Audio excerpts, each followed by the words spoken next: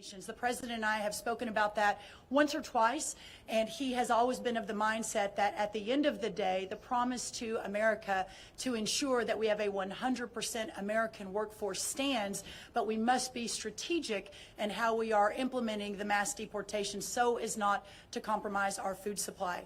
Ultimately, the answer on this is automation, also some reform within the current governing structure, and then also when you think about there are 34 million able-bodied adults in our Medicaid program.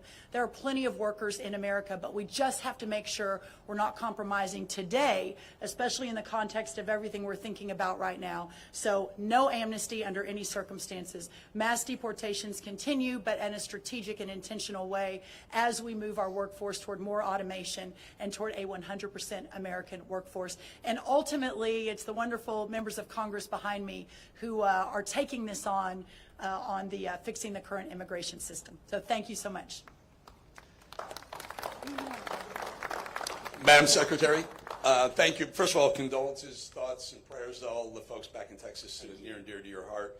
A couple quick thoughts. Congratulations on the success of getting at least partially, the death tax repealed in the BBB, because as we all know, it affects farmers disproportionately to a great extent. Congratulations on that. Also, egg prices today, just right now, hit $2.49 a dozen. A clear 55% below the failed Bidenomics egg price. And we all know it's not just about eggs, but it has become a metaphor for inflation. So congratulations, because food inflation is coming down. That's a testament to you. Thank you. The thought and the question follow-up is, what a great group you put together here. Wonderful, wonderful idea.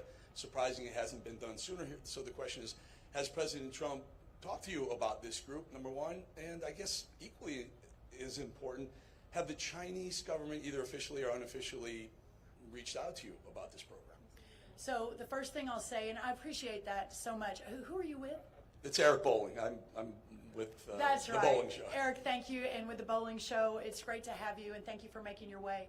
I would like to note, and it's not lost on you, Eric, but I want to make sure everyone understands, this cabinet and this administration is different.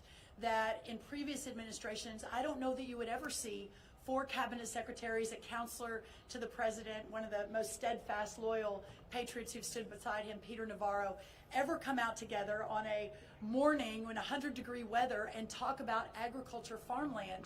But we are all in this together, and the president has been resolute in ensuring that we do everything that needs to be done to protect the homeland. So I'm very, very proud of that. On the second question, I don't want to get ahead of the president, so I won't answer that. One of the chief lessons I've learned over many years is never get ahead of President Trump.